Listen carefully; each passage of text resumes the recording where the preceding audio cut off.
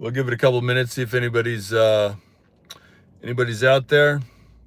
We'll do a quick recap and sort of reflect on the searches we did down for Nancy Guthrie in Tucson, Arizona for the past, I don't know, I guess it's been about 3 weeks. So, yeah, we get some people on here and then maybe we can discuss it a little bit. I can thank the folks that helped me out. Thank the folks that motivated me. And yeah, you guys were really my motivation to get down there and search for Nancy Guthrie. So we got some folks coming in. I appreciate that. Fantastic. Great to see you guys tonight. See who's in the house. Wow, they're loading up already. Jennifer and Patty, Deb, Ms. King. Awesome, man. Good to see you guys tonight. How's everybody doing tonight? Fantastic. Hello. It's good to see everybody again. You know, honestly, I just wanted to jump on here quick and let everybody know, because I know I got a lot of friends out there, and just want to let everybody know, you know, I made it home fine, got myself all unpacked, fed the dogs, mowed the yard, washed the car, and it's a lot of decompression. You know what I mean? I mean, I was down in Tucson, and just like, it's just go, go, go. It's get on the bike, figure out the search patterns, figure out where you're going to search, think hard, load up, gas up, get on the bike, and then go search for Nancy. And then, you know, load up the electronics, get everybody on board with me. And then we went out and we did a great job, you guys. I think we really did something we can all be proud of. You guys out there motivating me and giving all the suggestions.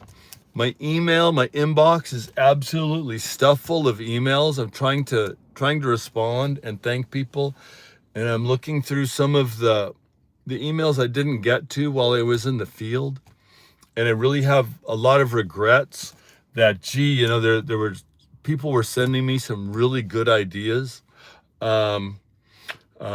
Thanks so much. I know you guys say you love me. Thank you very much. It's very appreciated. I can't thank you enough. It really means a lot to me to you know, I jump on here and we got 300 people in the house right away, and it really means a lot. So, you know, just to quickly reflect on thanks. Who's that? Kamala Magnolia. Or let me see if I can. I'm sorry, I can't get the name right. Camille, thank you, Camille. I appreciate that. And then, you know, I'll interact with you guys in the chat really quick. But I just wanted to, you know, just reflect on the search. I went down there like 3 weeks ago, searched the neighborhood, searched behind the house, searched all around the house, went down, searched all behind Annie and Tommaso's house, all that area, did the creek in between, I mean the river in between, the golf course, God, and then searched so many areas. Where was the next place I searched that week? You know, I'd have to think about it. There was so much. And then went down the next time and searched Rogelio, searched all those reservoirs, Stillwater Reservoir, Clearwater Reservoir. She's not in a reservoir, you guys. I mean, she's not even near a reservoir. Thank you so much. I appreciate that. I did great. I appreciate that. Any body of water down there's so little water in Arizona. Any body of water, it's just like, it's surrounded by people. It's like famous, you know. If you're in Minnesota, you got a land of 1,000 lakes. There's lakes nobody even visit. Arizona, they are around every lake in Arizona. So, and then yeah, searched for Helio. Went down to Nogales, which searched Nogales, all around Nogales. Jim, we need you back in Arizona. I want to come back, you guys. I really want to come back. I want to come back. I got some more ideas. Um, Fort Myers, Florida. So, but anyway, back. So we searched Nogales. I searched that frontage road all the way down to Nogales.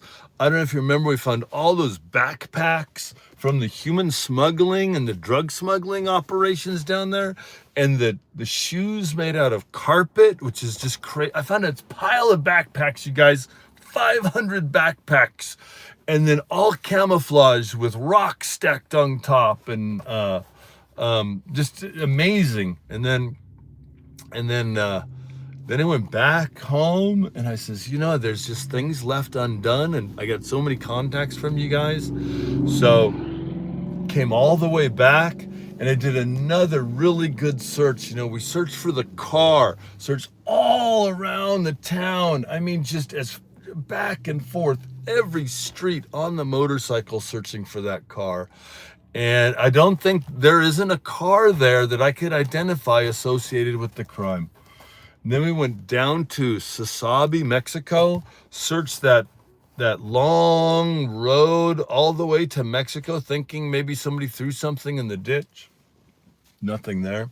And then we went back and found that the beanie. God, I thought that beanie for sure was the ski mask. And we examined that together. And, it's very interesting how, let's see. Whoops. I meant the earlier chat to be 20. It's okay. You don't have to give me anything. I appreciate all the support. Honestly, Camille, it's quite all right. I appreciate all the support. And then we can talk about the support. If you guys want to hear about the expenses, that sort of thing that I incurred doing this. But anyway, yeah, I just wanted to get on, and I wanted to thank everybody for the motivation. If you guys weren't out there and you guys weren't motivating me and you didn't send the tips and I didn't get all this love and support, I'd have gone the first trip and just sort of would have given up, but I really owe it to everybody out there in the chat that brought me back, that gave me the love and support. And we did 3 big trips together, you guys. We did 3 big trip searches, each one of 3 days and 4 days, search multiple areas. I'd like to put up sort of another video. Thanks, Sassy Frass. I love that name. Thanks, Sassy Frass. I'd like to put up another video just to recap so that other people that follow will know what we already did, because there's no use anybody go out and search that frontage road or so. And then one thing, you guys, I'm sorry, I reading the chats after I got back. I love you too. I reading the chats after I got back, and so thank you, Jim. Glad you made it home safely. It's through your prayers and blessings that got me home safely. It's a long way, you guys. It's honest to God, for me to drive down to Arizona and back, and I did it 3 times. Each time it's a 2,000-mile drive. It's about 1,000 miles down and 1,000 miles back. And to travel 1,000 miles, you get cut off innumerable amount of times. People have flat tires in front of you, and there's debris in the road. Like, I was driving and there's like this debris in the road, and I missed it by, I don't know, 8 inches. And I looked at other people, and they had all lined up with like flat tires. They had run over whatever this was, and they had flat tires. And I wouldn't doubt it's the prayers and the support from the chat that got me away from that debris, and people that don't have the power of the chat hit the debris. So yeah, thanks for this prayers and support. So I thought of you driving, you had your guardian angel. Yes, that's absolutely right. I definitely had my guardian angels, and I really appreciate that, you guys. So yeah, so anyway, so that's sort of what we all did together. Okay, you guys. let's see. Oh, and for anybody that supported the channel and supported my searches, some of the super chats, I'm trying to go through and then I'm looking at each person. I trying to figure out how to respond individually, but I haven't able to figure out how to do that, you guys. So I just want to get on here and thank everybody that helped out. I really want to thank everybody that helped out because so it is great personal expense to me. I have to fill up with gas. I fill up with gas in Arizona twice to get out of Arizona, and then LA, and then by the time I get home, I get another empty tank of gas. So it's like 4 tanks of gas to get down there. It's the food, it's the motel expenses. It's I thought I was going to be doing that all out of my own pocket. But thanks to you guys, you covered most of those expenses, which I appreciate. Got the GoPro, got the motorcycle tire, which was amazing. I say, hey, my motorcycle tire blew up, and then all of a sudden everybody chips in for a new motorcycle tire. So that's crazy. And then I'm watching you guys, and it looks like people are sort of disappearing off of the scene, which is really disappointing. It's sad. I want to bring Nancy home. Nancy needs to come home one way or another, you guys. So, but I'm also seeing some other people out searching in the desert. They're doing some YouTubes. Hopefully they're following like logic and reasoning and figuring out where to go and, doing honest searches.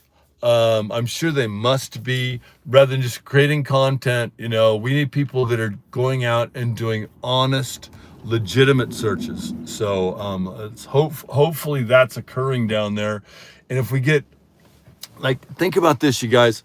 So I was thinking about trying to start a movement, where everybody in Tucson, that area, what they need to do, they need to go next door to their next door. They need to search their own property and then walk next door and talk to their neighbor about the case and say, did you search your property?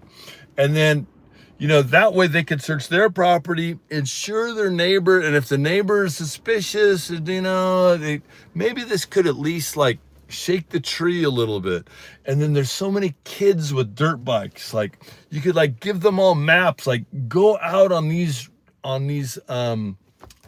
dirt roads out in the desert and take a look. It's just that sort of movement, it hasn't been taken place by the sheriff, or I know the family's probably too distraught to get involved with that. Need some community leaders down there to organize some sort of an effort and then pretty soon it's going to be 120 degrees down there, and then it's just going to be people aren't going to want to go outside and help search. So I don't know, man. I just have some ideas on things that should have taken place, So anyway, let me see what you guys have to say for a minute, and then I'll try to read some of your chats and and then just try to interact a little bit, because it is you guys, and it's the chat that really got me going down there. And so I just want to give you guys have a chance to have your say. So let's just give that a shot up. Beanie, yeah, do you remember the beanie we found? Oh my gosh.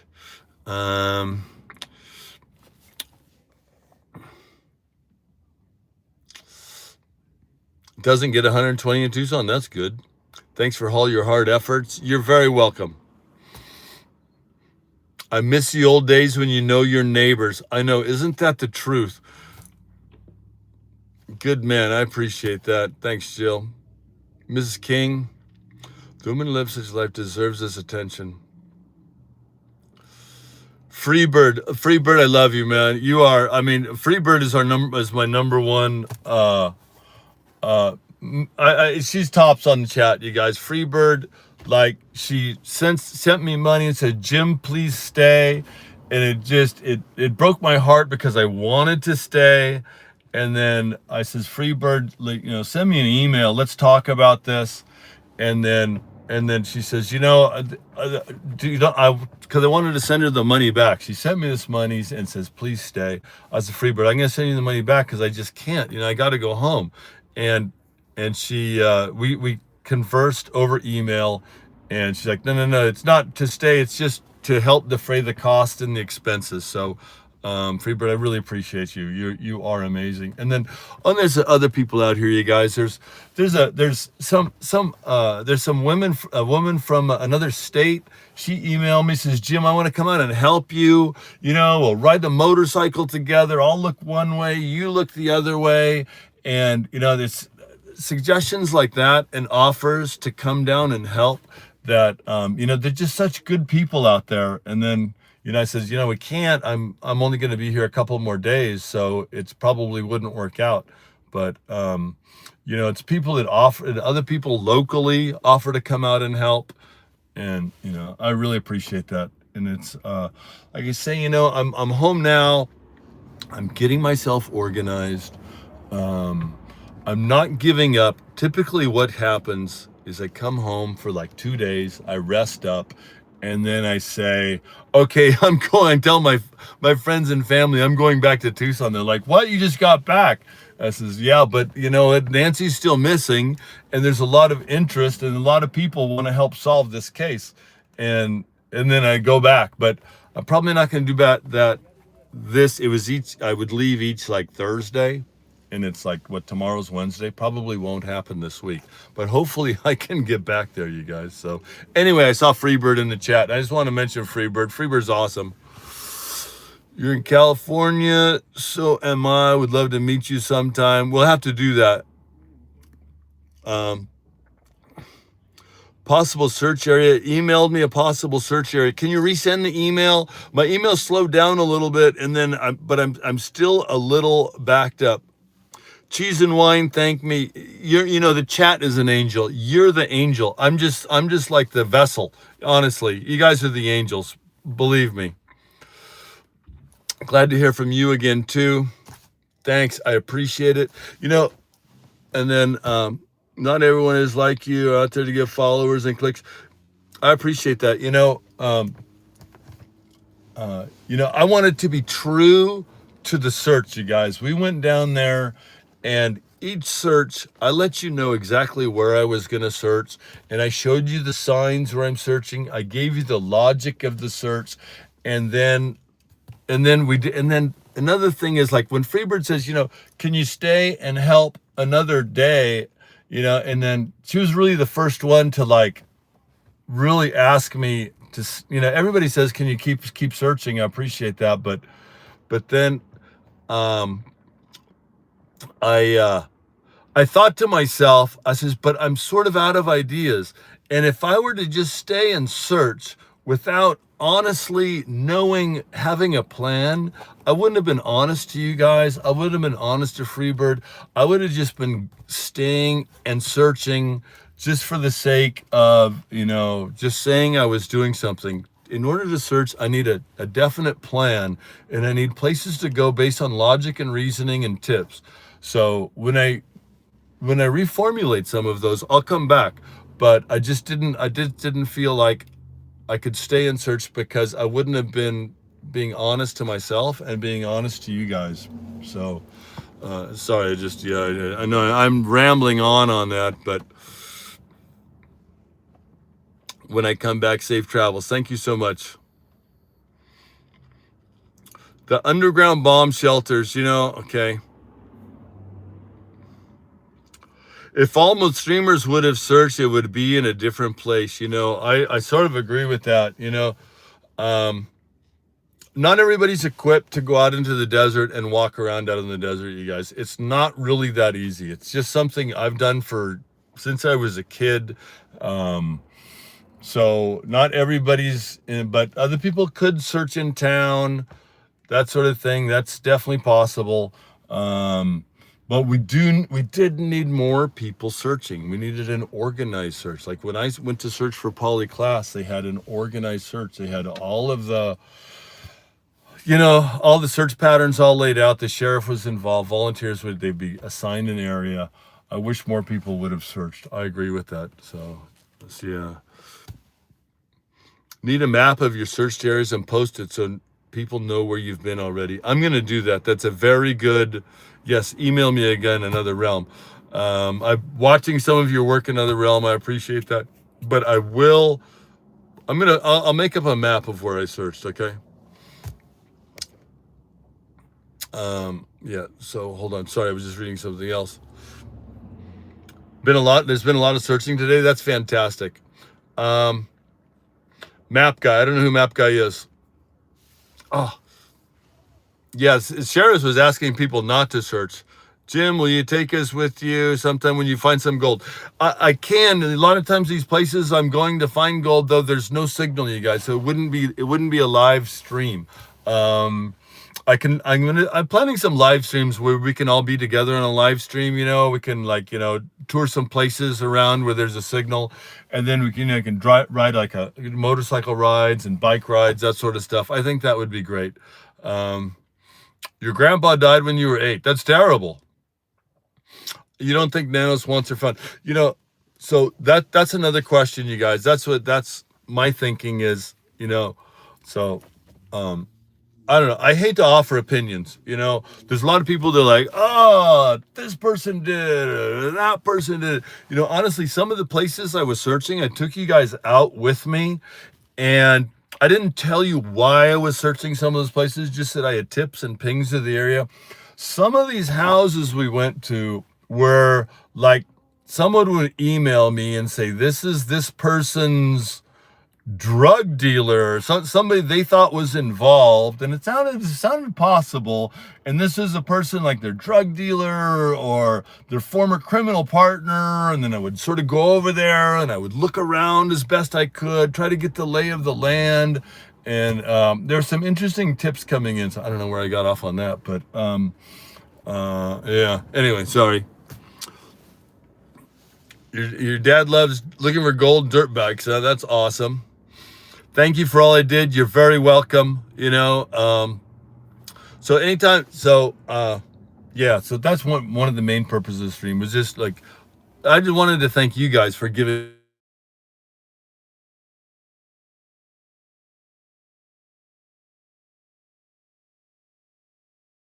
Are we back? I think we're back, right? Are we back? I think we're back, right? We're back. Probably got people dropped off, but it's fine. I said mostly what I. Yeah, okay, we're back. Yeah, sorry about that.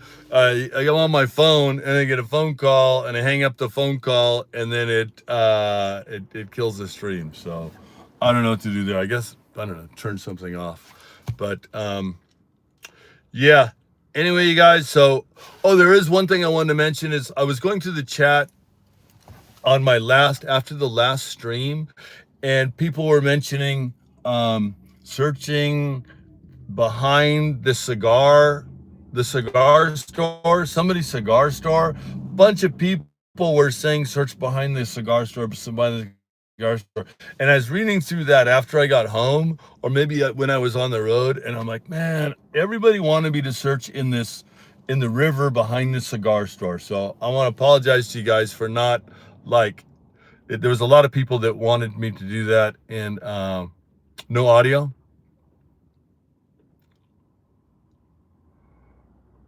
Yeah, so I don't know, you guys. How's it working? No sound? You get back? It's back. It's back. I can hear. Okay. These technical problems. Live streaming is not for the faint of heart. Honest to God, it's not for the faint of heart. Let's go outside for a second, okay? We'll go for a little walk together. What do you think? And we'll just get outside the car. Are you guys there? Right on. Yeah, just get out. So yeah, anyway, you guys, I'm not saying I'm not coming back. Would definitely think about coming back to Tucson. I have some more ideas where we're going to search. It probably won't be this week, but perhaps next week, based on the weather and some ideas I can get. I'm almost thinking that honestly, you guys, this is more or less turning into sort of a recovery mission rather than a rescue anymore. I really wanted to do the rescue, but you got to think about where she could possibly be. So that's really the question, where she could possibly be. Now, when you're going around there, those areas, and then you see some of the private property, those lots with the barbed wire fences around them, the very large lots, like a acre lot, and there's like a junk trailer and a barbed wire fence. And if somebody is out in that property and they're under the ground in one of those private property areas, I don't know when anybody would ever find that person. So hopefully that's not the case. But out in the desert, you can see for a long ways. If there's some sort of anomaly, if there's like a piece of cloth or material or a tarp, it's hard to hide something out in that open desert. So I don't know, that's sort of my thoughts on that, you guys. But yeah, let's see what you got to say. Need to metal detect? Yeah. Hey, you guys, was somebody metal detecting the front yard today? Someone said they were metal detecting the front yard. Did you see that? Yes. They were metal detecting, huh? Who was metal detecting?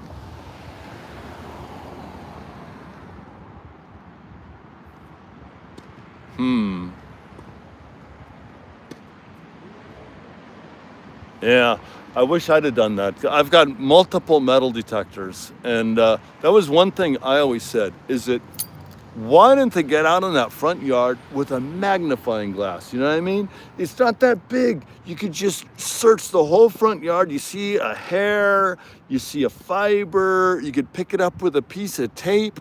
Like, they should have done that from the very beginning.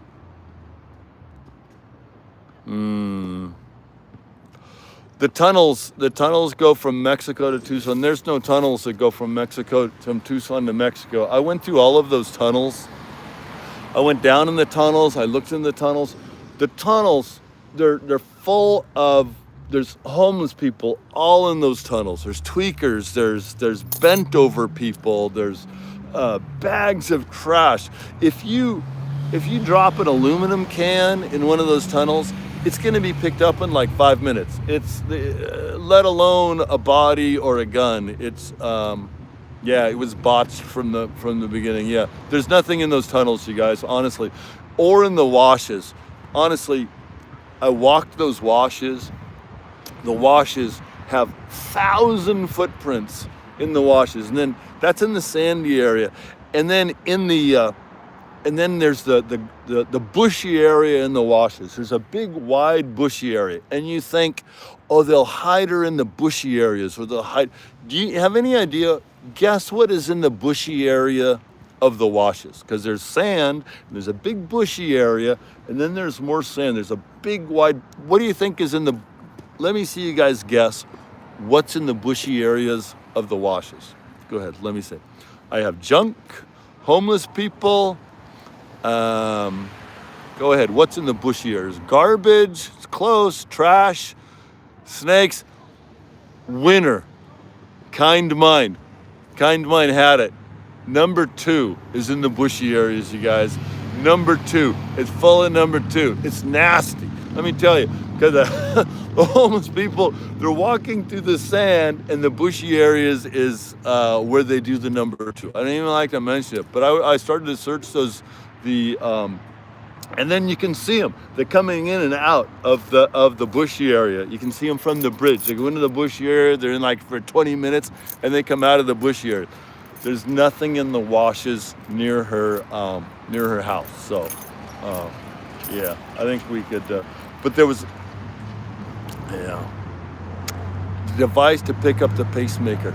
This is an idea I had. I didn't have another one. I wanted another phone, and then the other phone, have it open to the Bluetooth connection, and then each one of those cars, I was looking at each one of those cars, and then have you guys on the live stream, and then put the phone up to the cars. I don't know if it would react. It may say like Nancy's pacemaker Bluetooth. It would get a Bluetooth signal possibly. I don't know, but yeah, that was an idea I had on the pacemaker. I don't, I know Alex says, oh, they should attach a sniffer, Bluetooth sniffer to Jim's motorcycle. I thought that was a pretty good idea. Poor Alex. I was watching JLRs, and Alex gets on. His new nickname was T-Bone. Poor guy, got in that car accident. Yeah, thank you for that, Rosa. That I was the best searcher. I appreciate that. It's nice to be thought of the best of something. I haven't really been thought about being the best of something, but the best searcher. I'll take that. The best searcher. I need to send you body wash. Yeah, thank you so much. Alex out searching today. The guy is awesome though. He definitely gets out there and he searches, and he can think. He's, you see Alex, he's got tattoos all over, and you're like, oh my God, this dude's scary, and he's 6'8" and he's 300 pounds. And then, but when he speaks, you go, dude, this guy's freaking smart. He's got this high intelligence, and he's like, he may say the F word a lot, but what he's saying is always making a lot of sense. So, max respect for Alex. Alex looks scary, but he's super kind and smart. That's exactly what I was trying to say. He's home. I'm home. I'm not in Tucson, you guys. I wish I was. When I'm home, right after being in Tucson so much and going back on searches, I get home and I'm homesick for Tucson now. Yeah. So, another thing, you guys, another thing we did, I wish I was there like the day or the 2 days after she disappeared. The trip we made together on the motorcycle where we searched behind all of the businesses and we searched in the dumpsters. If we'd have done that the day after the crime occurred, go and search every trash can, every dumpster. I mean, that's where stuff gets tossed, Yeah. I wish we'd have done that. It's funny, I get on a thought and then I read the chat for a minute and I get a little sidetracked. But the pacemaker, but only somebody wanted to separate her body from the pacemaker. It's a good point, because they probably never should have mentioned about the pacemaker being able to be detected, because I don't know, that something could happen. So, yeah, you guys, where is Nancy? How does somebody just disappear like that? I don't get it. How does she just she's grabbed in the middle of the night and then just disappears in the water? Don't know, man. Someone's shed, it's possible. Don't know. Okay, here's an idea, you guys. I think I've mentioned this before. So you look at, yeah. I'm just reading the chat here, you guys. Just it's, everything you say is very interesting. Say hi back to Matthew, huh? Yeah. So freezer, God only knows. I'm still thinking one of those roads through the desert out of Tucson, and then she's off to the side of one of those roads, honestly, that's what I think. If you don't have any sound, I think you get out and get back in. Do we still have sound, you guys? I got someone saying there's no sound. Sound working? Storage units. Yes. Okay. One thing, you guys, when if I read the chat back, I watch some of the videos and I read the chat back, and I took you guys with me to the beanie, right? And I show you the beanie and I go, What do you think it is? And the chat says, ski mask, beanie, ski mask, beanie, ski mask, beanie. And it goes, everybody like, and I was sort of the same way. I don't know what it is either, you know? And then, and I say, should I turn it over? Yes, yes, yes, yes, yes, yes, yes. All these yeses. Turn it over, turn it over, turn it over. And then the chat says, get a stick, get a stick, get a stick, get a stick. So I'm like, oh, yeah, okay, yeah, that's a great idea. Let me get a stick and turn it over. So it's, I was out there searching, but I was really like, I was your instrument, honestly. I was your instrument in searching. So I look back at it and I read it, and it's such a kick. And when I mentioned to you guys, I says, hey, we should all live together. Everybody in the chat is so sweet, and we all like really care for each other. Awesome if we all like found a place. And then you guys like, oh, the gym cult. Well, the gym wants us all to form a cult. Oh my God, so funny. I just like to reflect on it because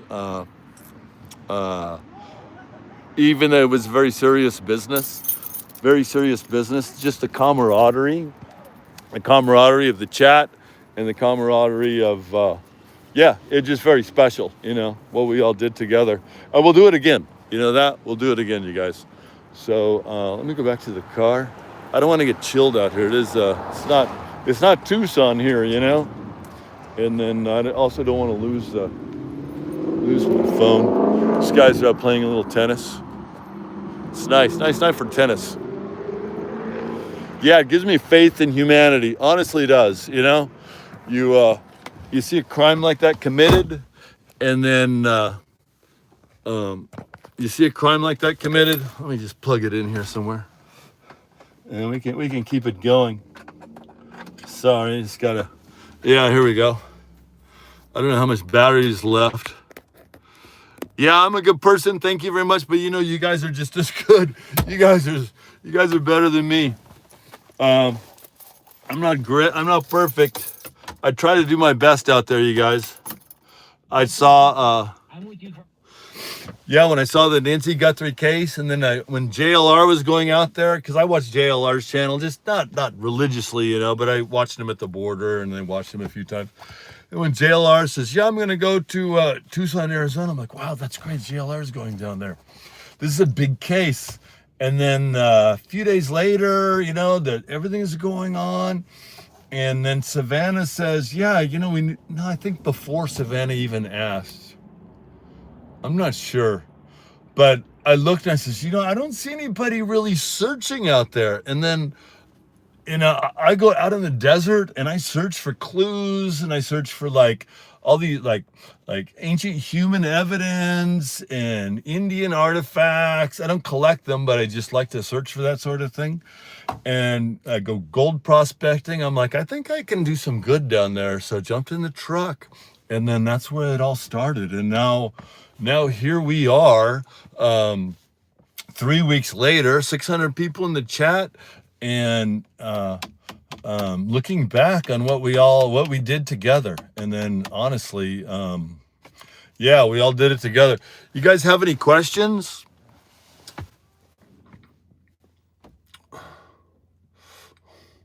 I'm glad I found you, Lisa. We found each other. It's awesome. You resent the possible location. That's great. Dad's gone live in JLR. Mark the Shark Criminal Network have been searching. That's great. Jim just thought any metal structure shed could act as me. Okay. Sorry.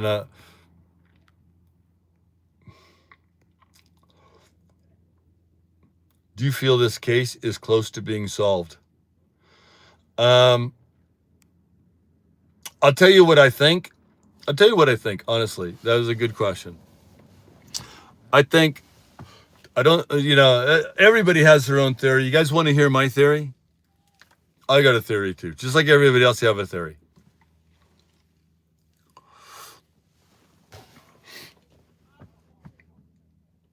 I see a yes. You want to hear my theory? Okay, here's my theory. My theory is it's going to happen again. That's my theory. My theory is this is a Zodiac killer type of wannabe.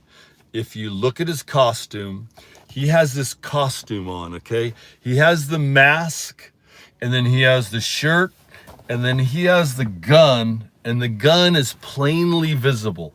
He wants you to see the gun. He wants to have the scariest mask on possible, the gloves, everything covered up.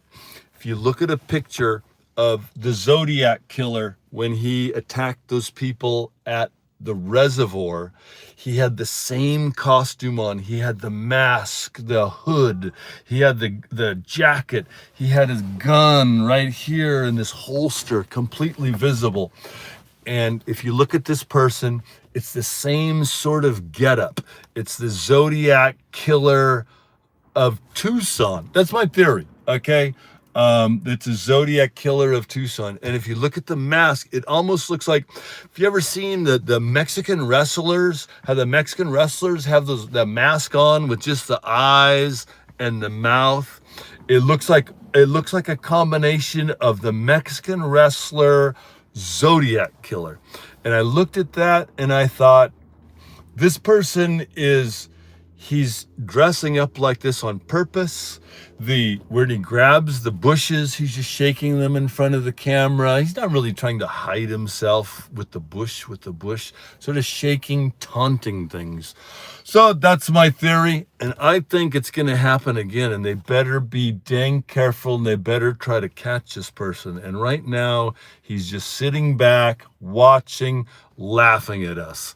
He might be laughing at me, laughing at the cops, laughing at the searchers, or once we might have got a little close and he got a little nervous. That's my theory. It's not the Clintons or Epstein. I don't think it's the family. I don't think it's some local drug dealer. It could be. I'm probably wrong because there's no proof whatsoever either way. And everybody else's theory is just as valid as mine. But I think it's like a Zodiac type of person, and it's going to happen again. That's my theory. Could be a copycat.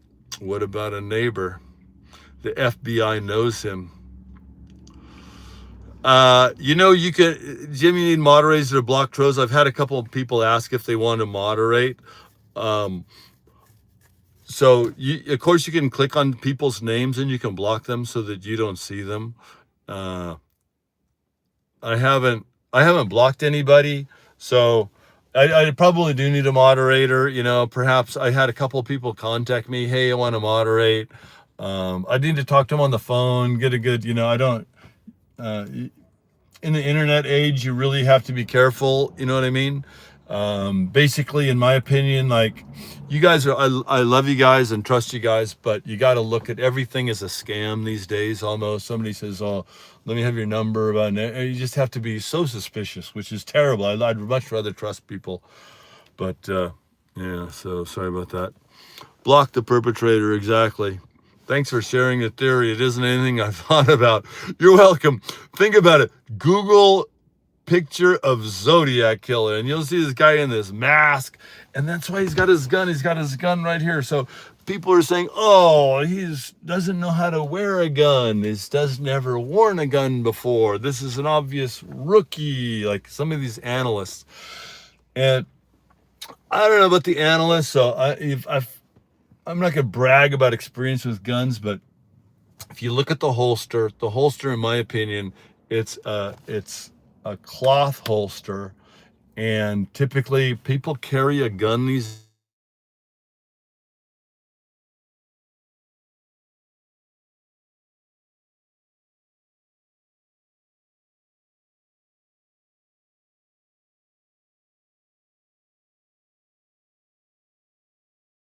some more. Okay, you guys back? My phone rings. I'm gonna get a beep, you guys, and it's gonna freeze again for a second. I don't know how to prevent this. Yes, the phone rings, and then my thing goes out. So sorry about that. They never caught the Zodiac killer. Absolutely. I know, I hate to think about that, right? That's probably, you mentioned that they never caught the Zodiac killer. This person may be, we didn't have any clues. I don't know, man. Hopefully they catch this guy. So, turn off phone notifications. Yeah, okay. I hate to touch my phone. Because I'm a little clumsy, I'm gonna get out of the stream completely. You had a dear friend, okay, we'll talk about the Zodiac killer. The Zodiac killer, I'm not gonna tell you how old I am. Zodiac killer in retirement in Tucson. I'm gonna say how old I am, but when I was a kid, there was the Zodiac killer, and man, people were freaking out. I remember being like at my aunt's house, and my mom was like so scared. Like Zodiac killer killed somebody like hundreds of miles away. But I'm gonna try to just sweep this thing, you guys. If I freeze, it'll be right back. Okay, I just want to sweep this thing off of my screen. Yeah. So, but yeah, everybody was so, and I can't imagine the fear in Tucson also. But there's only been one killing so far. So I mean, one disappearance, like Son of Sam. Hello, they caught the guy. FBI. Sent an email last weekend. Okay, I appreciate that. I've got a lot of emails from people, you guys, that like people see me helping out, searching for Nancy, and like, man, I met you gold mining last year on North Fork of the American River. I'm like, yeah, that's right. Like, it's such a small world when you yeah, so yeah, it's such a small world. So yeah, getting spooked about this. Jesus is Lord. Thank you very much. Absolutely.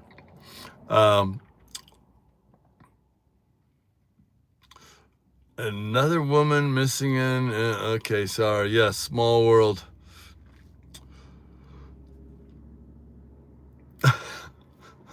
Hi, Anthony. Okay, now we got Anthony is doing a lot of highs. Yeah, okay, Anthony, one high is good enough, okay. Right on, Ireland. Good to see you, Ireland.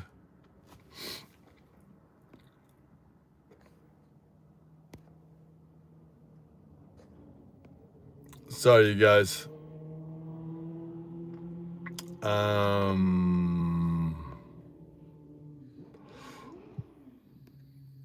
I just put Anthony in timeout, you guys. Sorry about that.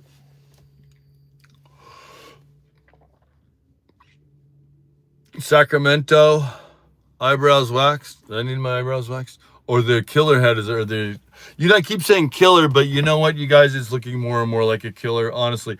Okay, here's a poll. Let's do a poll, you guys. There's 500 of you on here. Let's everybody try to participate. And if you think she's alive, put an A. If you think she's dead, put a D. Alive or dead? A or D? What do you think?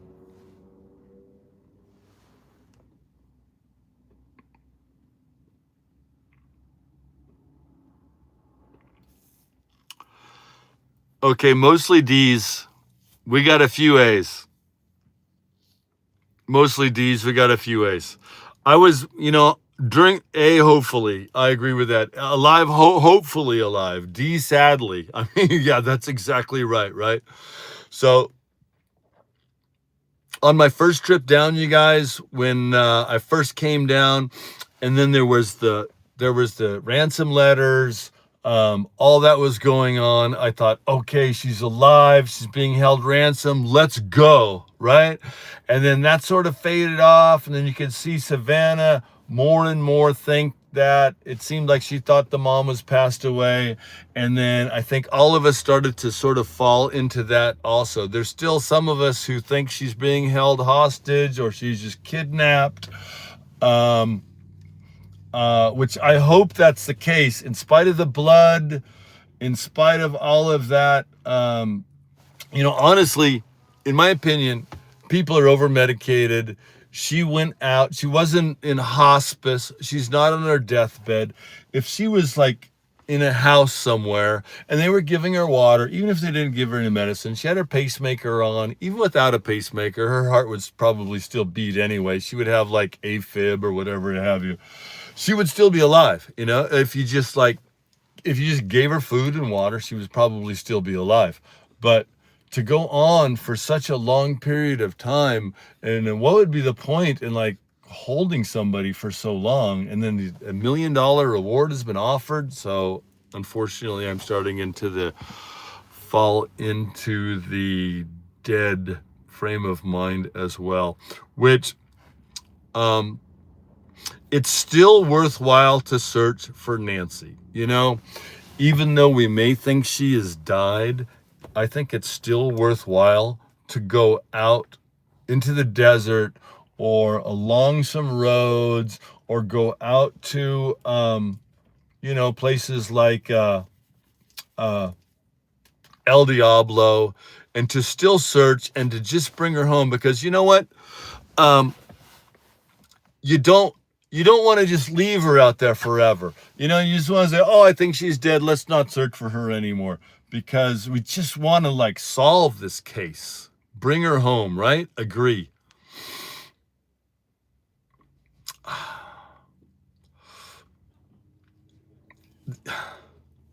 Yeah, I'm just sighing because, people saying that she's closer to home within 10 miles, and people agreeing we need to go out and find her.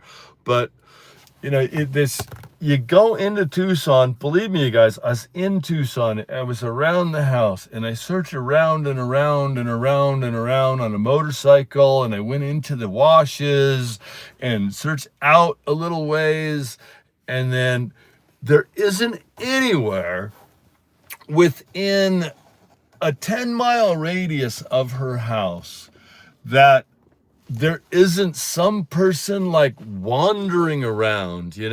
If it's an abandoned building, it's got somebody crawling in a window. If it's a house, it's occupied. If it's not occupied, there's somebody trying to break in.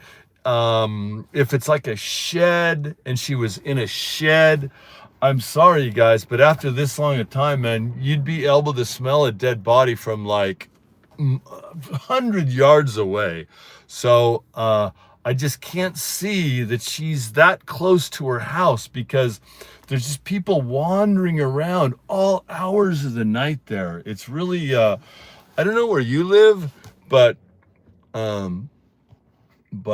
Tucson, it needs some work, that honestly, it definitely needs some work, because, like I say, you drop a dollar bill anywhere within 10 miles of her house and somebody's going to pick it up in like 5 minutes. It's not, it's not the wilds of North Carolina or some small town in West Virginia.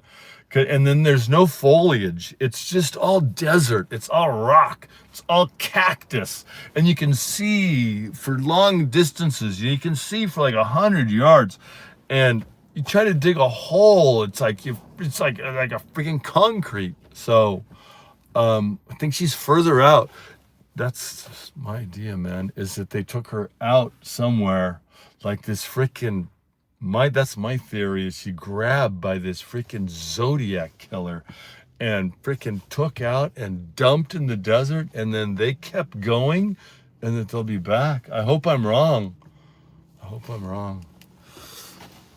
You think she's close? She could be.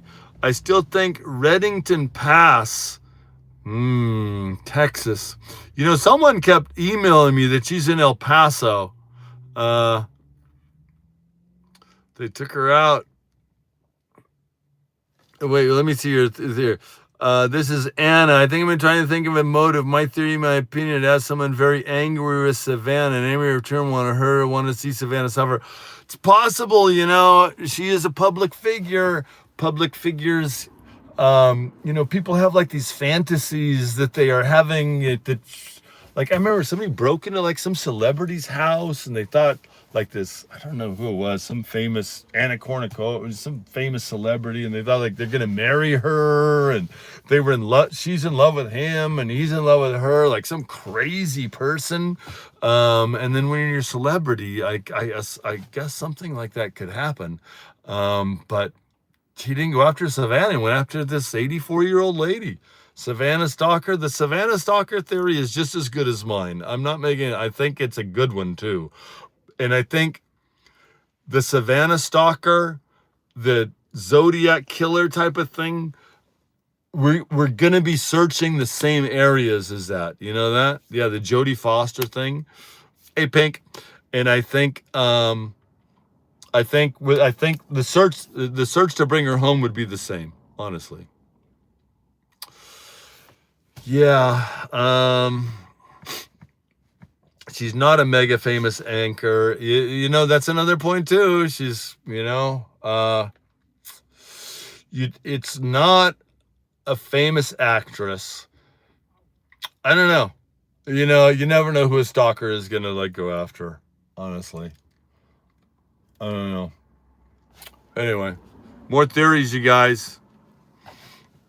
What if Nancy had a person admiring her? I've heard that on that FBI show that there's these people, these they call them what? SOs, sexual offenders. There's people that there's some very weird people out there. But I don't know. Why would they? God, what would you think of if you live in that neighborhood?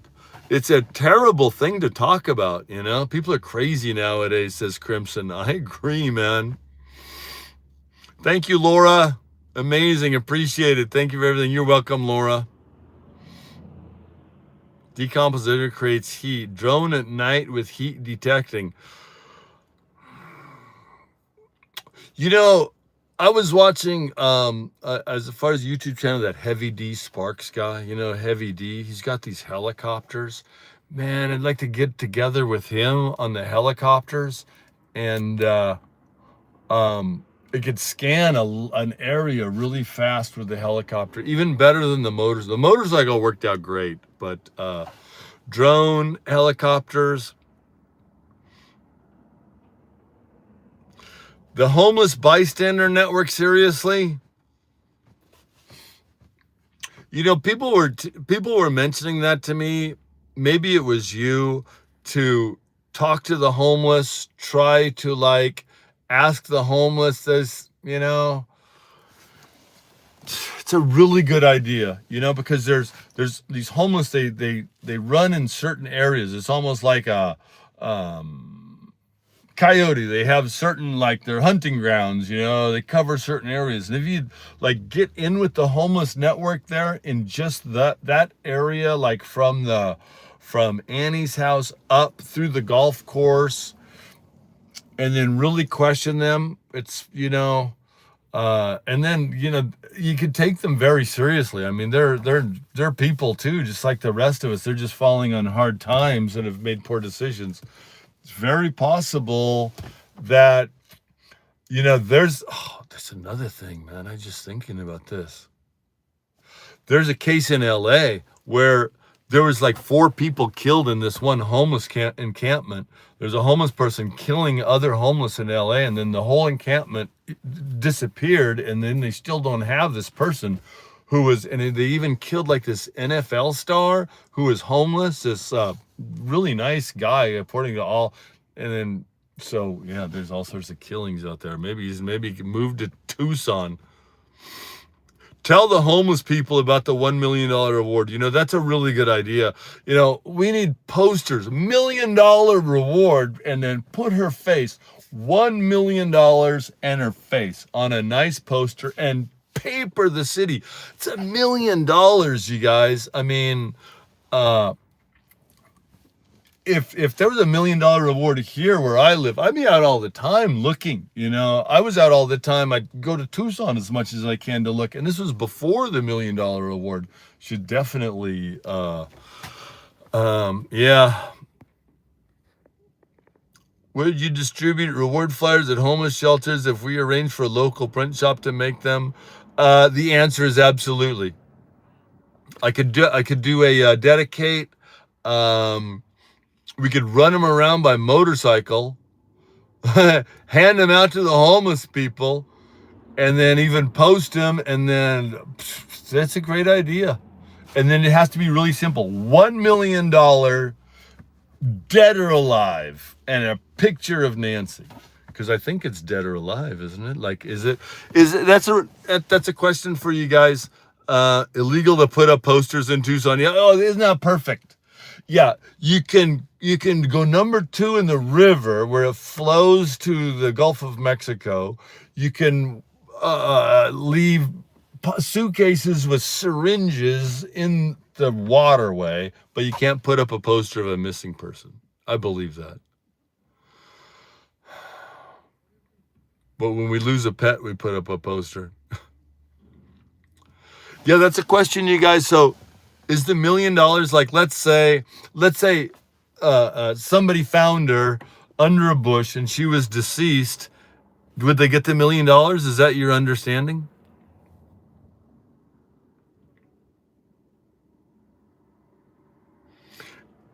That's a question. Is it your understanding you get the $1 million? Yes, yes, yes. That was my understanding too. Zero, we love you. Blessings for Jim. Thank you so much. Yeah, that's my understanding too. Yeah, it's up to $1 million. But when Savannah Guthrie says, I'm going to give $1 million, no question asked, for the return of my mom, I would think probably, yeah, as you say, 1.2 million. I would think it's a morbid topic. I know. I don't want to talk about like, oh, I gave $1 million. It's like you're paying for a scalp or something, bounty hunters.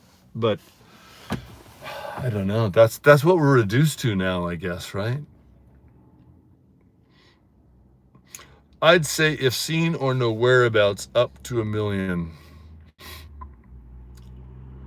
What was Dr. Q's theory?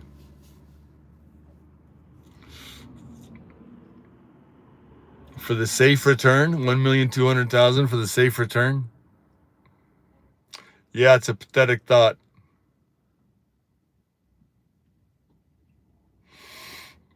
Live in Hayward, eh? Star, right on. I got an uncle living in Hayward. Yeah, no, the reward is not on the perp's mind. Okay, guys, let's do another poll, okay? Watching from Australia. Good to see you, Australia. Here's the poll, you guys. How many people do you think are involved in this crime? 1, 2, 3, 4. Post the number of how many people you think are involved in the crime. 3, 3, 3, 3, 1, 3, 1. A lot of 3s, a lot of 2s, just a few 1s. 1. Yeah. Yeah, it's hard to know. A lot 2s, 4s, 3s, 5. Farm Boy thinks 5. Sun and Wood says 5. Had a walkie-talkie. Is that, yeah, there was an antenna in the back pocket. Yeah, I guess it was a walkie-talkie. Some people saying it may be a cell phone jammer, or maybe a like a wireless router jammer. Probably walkie-talkie. I would think walkie-talkie, but I haven't seen a really good picture of that. And then there's like, there's so many. Yeah, I probably a walkie-talkie in the back pocket, but I don't. There's no picture of a walkie-talkie. We're not sure of a walkie-talkie, but if it is a walkie-talkie, it's very suspicious. Of course, that would definitely indicate more than one person. My theory: the Zodiac killer type of person is one, but yeah, I don't know how you get her out of the house. Maybe she's still alive when you take her out of the house. My theory is amazing. Possible walkie-talkie. No geofence. You think it's a geofence where you have like a device and then it disturbs Wi-Fi network. He had a star on his jacket. Oh, guys, when we were in the gully and then we were looking at, when we were in the gully and then we were looking at the beanie together, and then after, that was my last post, and then after I signed off, and then you remember the leather jacket? I was sort of fumbling clumsily with the leather jacket, and then I continued to search in that site, and I went down another little ways, and there was a jacket, and it was a zip-up jacket, and it was hanging like on the ledge, and it was just up from the ski mask, which was actually a beanie. And I saw this jacket, and I'm like, oh my God, that is the sweater he wore. And I started to connect it back to the beanie, and in my mind I'm like, okay, it's a drug addict, all that drug paraphernalia, the beanie, maybe he wore that also. And then I saw the jacket, and the jacket was hanging there, and it looked like it had like blood on it. And I'm like, oh my God. So I walked over to this jacket, and then I just looking at it very carefully, and the chat wasn't watching. So I thought, well, I can handle it with my hands, because you guys weren't going to be like, hey, you got to get your DNA on that. and then I look at it, because I had to examine it, and I look at it, it was zip up, but it had like this pattern on it, and it had like this it was almost like a camo pattern. But then I looked at the size, and it was just too small. It was like a large child's, it was hard to tell from a distance. When I went up to it, was like a large child's. And I'm like, it looks so right. Oh, but think about this, you guys. Okay, we went, you guys and me, us together, because you're motivating me to do these things. And then we went and we searched that. So you go down from Nancy's house, you make a left. I thought they went straight on Campbell, but if they would have made a left, which in your thing, it's going to be a right, because I think the image is reversed, but we would have made a left, and then they'd have dumped something on the side of the road. This is only 600 yards from the house, right? And then what did we find in that drainage ditch? We found, it looked like a ski mask. And when I looked at that ski mask, it had sand on top of it. So it looked like it had been there about the right amount of time, because it rained quite a bit, and the water would have come down that drainage area and then covered it with some sand. So it was sitting there the whole time, okay?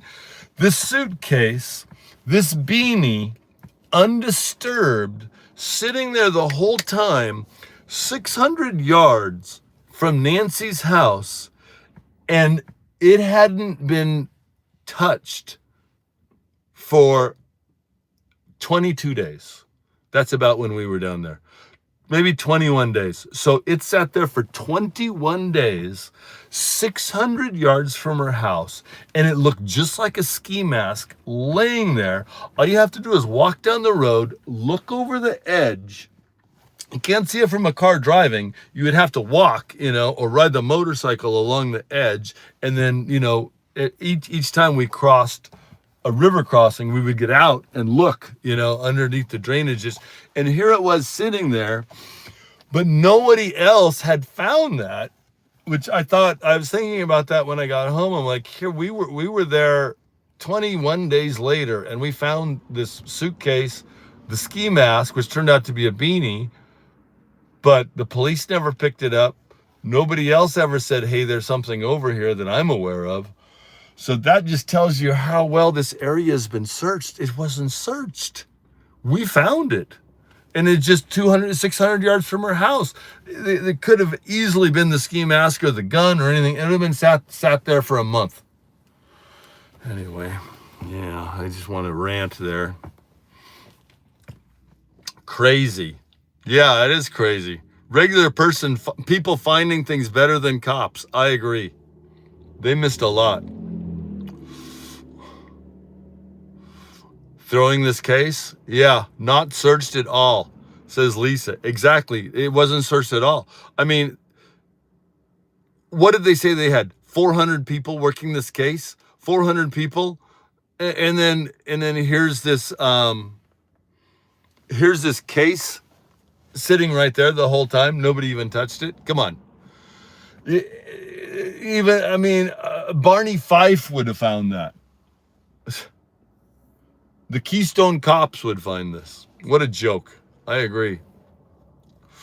So that just tells me it's going to take people like us to solve this case and to find regular people. So Gail says regular people will find Nancy. Was a beanie not a ski mask? Probably left there newer. I don't think it was left there newer. It looked about the right period of time. And honestly, I wish we'd have gone through the papers also.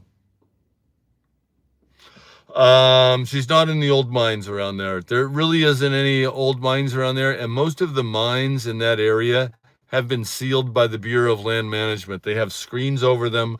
There's some where you can still walk in, but like the mine shafts, the one that goes straight down, like you picture like throwing a body out into a mine shaft, most of them have been sealed. I'm not out searching right now. Botched up the case. I agree 100%.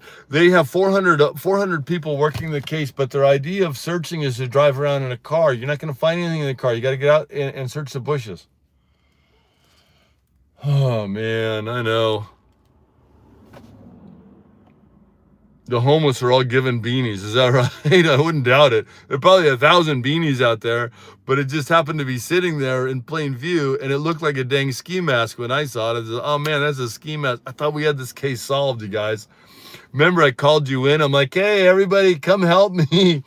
What do we got here? And then it was, let's see it. Turn it over. And then, yeah, and then that's what we found.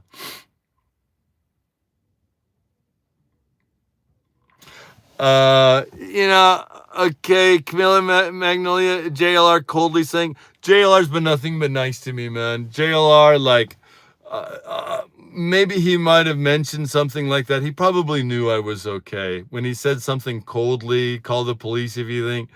Honestly, let's give him the benefit of the doubt, because JLR is nothing but nice to me. He platformed me, he said, everybody go to Exploring with Jim. JLR's not perfect. I know that.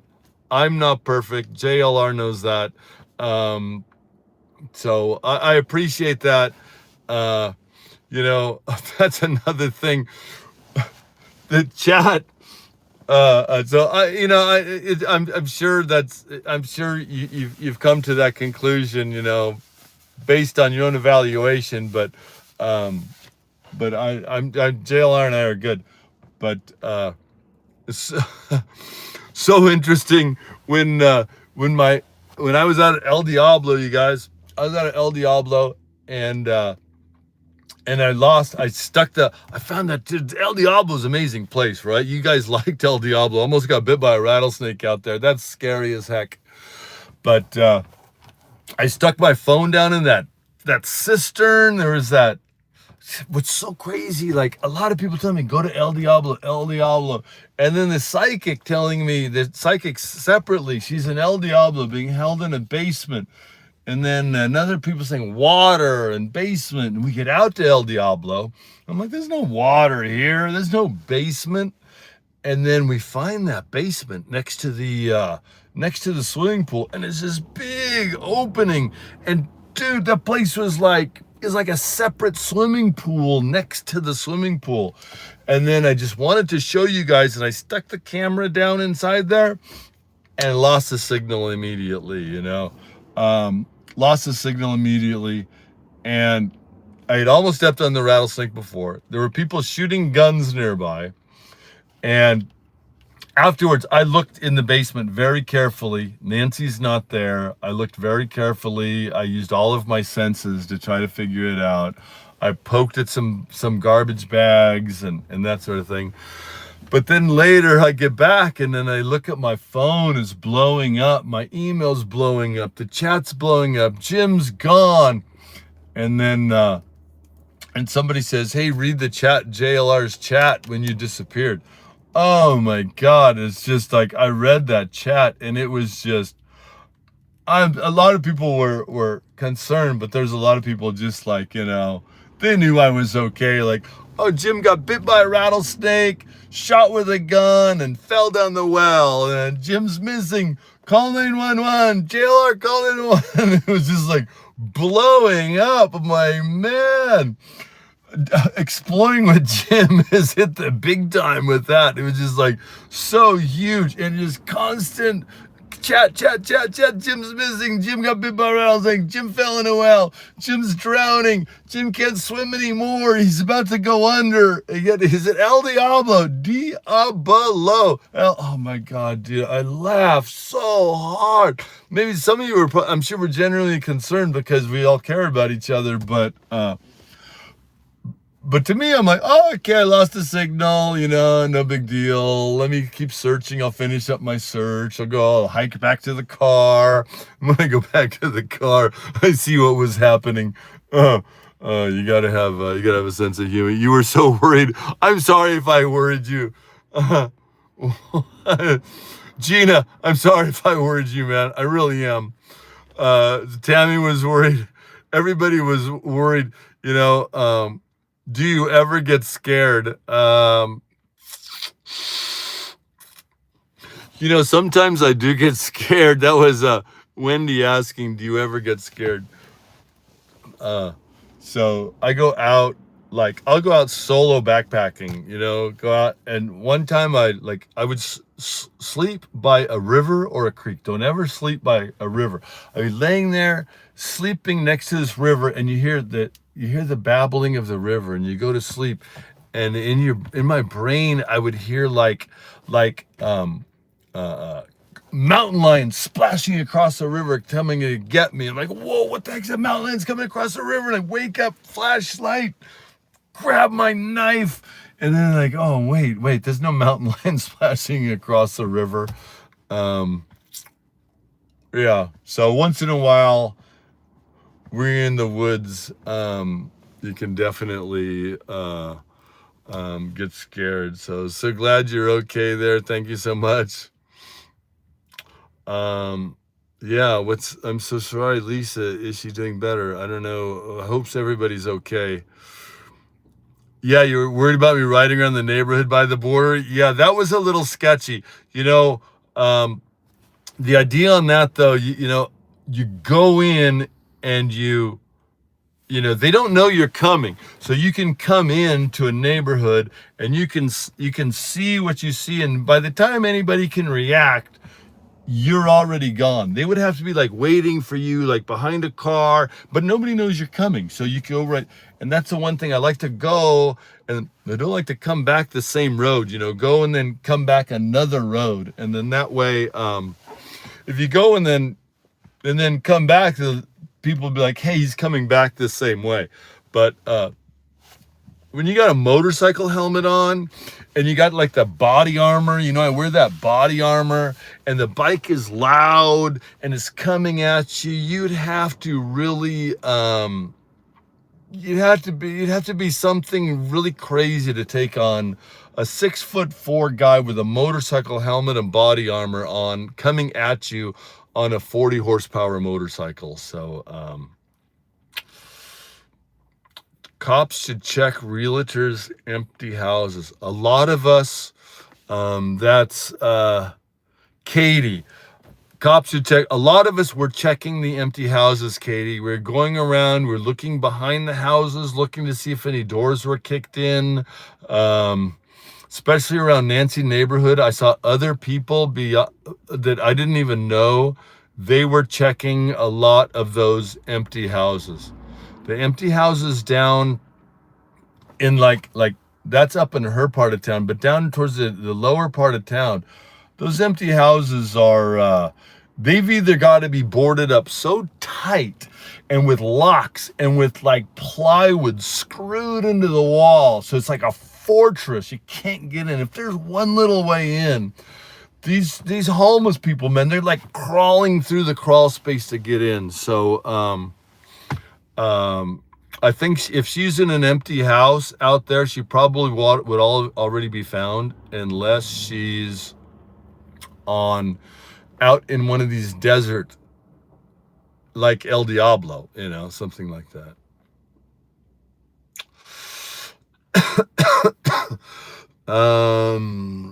Antonio Garcia getting, I don't know who that is. A lot of these, a lot of the players in the sort of like, in the play, the I'm getting a lot of emails about some women who are like attached to some scary guys, they're out of prison, the people throwing shade on this person or that person, and then other people saying, yeah, it's this person's drug dealer that did it. I don't know any of those personalities, honestly. That takes a lot of research to figure all that out. But I was just sort of like, if anybody had a tip or a place to go search or a location, then that was really what I was focusing on. I was focusing on where she could be. Good night, Camelin. Camelin, how do you pronounce that? Camillin. Night, Camillin. And I was sort of focused on store, dumpster, landfill. Yeah, I'm back home right now, and we're thinking of plans for the next. Some of you are clearing, he lives in Northern California. Yeah, thanks for clearing all that up. I appreciate that. There's a lot of people that, tune out all that noise. I try to tune out all that noise of all the people throwing shade on. Everybody has a theory, and I appreciate that. And people are sending me like who they're convinced the person that did it is. And that's fine, but I really need, some sort of actionable intelligence, like, so-and-so like to go camping in this area. Cause, people go to places they're familiar with, honestly, if someone committed a crime and they're going to go and they need to dispose of evidence or hide something, they're going to go places they're familiar with. And if someone knows someone who's a suspect, who has a place that they go camping or they go motorcycle riding or they like to go somewhere to be alone, that's perfect type of place to search. It's really all about the reward. No one did this for Ramsey. I don't know who Ramsey is, but we were out there searching before there was ever a reward. We went there. JLR was there before there was a reward. I was there before there was a reward. It's just something about the Nancy Guthrie case that has captured everybody's attention. There's a war going on, and we're sitting here talking about trying to bring Nancy home. That's just sort of what we're focused on. Tell the mannequin story. Yeah, so we're driving around on the motorcycle, and I go by this. Like it's like a camper van. And I look, and there's like this woman just like laid over, and whoa, what the heck is that? Turn around, and somebody has this homeless van type of thing, and they with a mannequin in the front seat leaning over. Very sketchy. It's about a mother. Yeah, exactly right, man. There's nothing like moms. We don't want any mother out there missing. Oh, Joan Benet Ramsey. Okay, I was wondering, the Ramsey case. Yeah, sorry about that. It just didn't click with me,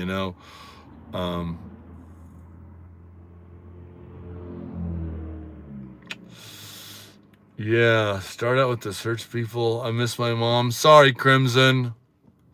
I miss your mom, too. I miss your mom for you, I miss mine, too, We all miss our moms. No doubt about it.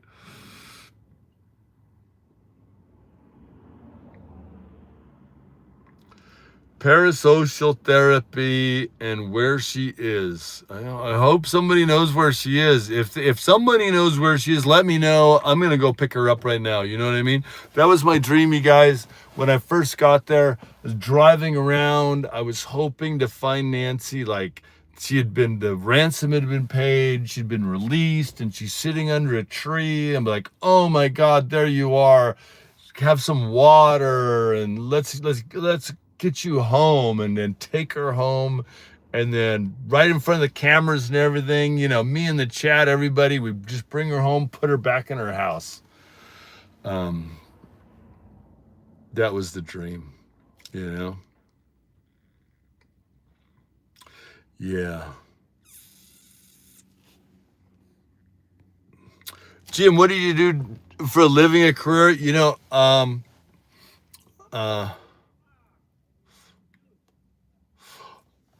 I did a lot of things, you know, I really don't want to be too specific. Just, I had a decent career, and then I am retired, and I don't have a big retirement. I just have a reasonable amount of money that I can get by on, which that's all I need. As long as I have gas money and a car and a motorcycle I can drive, I'm happy. You know, I'm not a type of guy that goes on like expensive cruises and stays in the top of the mark and has to have caviar for dinner or whatever. Just, you know, as long as I'm perfectly happy. As long as I got a full tank of gas, and I got plenty of things to do out there. So your dad retired in August. That's awesome. Thanks for the thumbs up. I appreciate that, you guys. So let's go through the chat some more, see if Ponderosa Pine Forest, heavy force and secluded. Yeah, you know, like I saw JLR, the guys, they went up to Mount Lemmon, and then everybody insisted they go to this lake. A bunch of people insisting I go search this lake. Like, Jim, go search this lake. I forget the name of the lake. I look at it on the map. I'm like, says, Nancy's not at that lake. You got to drive all the way up this mountain. You got to hike this long trail. What would you be doing at that lake? And then those guys got suckered into it. They go up this long road, hike into this lake. The poor lady can't walk 50 feet, and then nobody's gonna haul somebody way up there. So you have to base your searches on logic and reasoning, you guys. You know, if somebody was going to, if somebody died, you're gonna dump a body. It's gonna be pretty close to your car. You're gonna want to.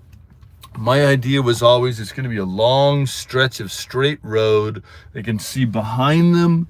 They can see ahead of them for a long ways, not around a turn, because you never know who's going to come right up from you behind a turn, especially if it's on like a minor highway. Long stretch, you can see either way. And then those are, yeah, you know, I just, he's on someone's property. And then, you know, it's funny, you read the chat, and then I don't know which one of you in here said that, because I was always searching the right side of the road because I figured they pull over to the right, and then they dump the backpack, or Nancy or something goes to the right. And someone in the chat mentioned, they say, Jim, don't you think maybe she's on the other side of the road, because everyone would search the right side of the road? I'm like, dang, that's a really good idea, you know? Because like when I did that long frontage road, I always searched the right. I went back along the left, but I didn't go down in the gullies quite so much. So that would be tricky, is to take them across on the other, because if you're traveling to Mexico, you're going this way, you put the body over here where you pull over, but it's so possible you put them on the other side just to be tricky. I didn't think of that, you know. That's where I love the chat. You guys, like, I may think I'm smart, or I may think I'm just medium smart, or I may not even be very smart, but I'm never going to be as smart as 600 people in the chat. 600 people in the chat will outsmart me every time, because, you know, everybody will have a different idea, and you know, you guys sort of pool your ideas.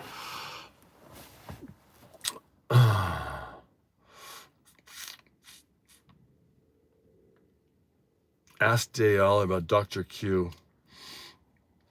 Thanks, Hetty. I appreciate it. Night-night, Momo.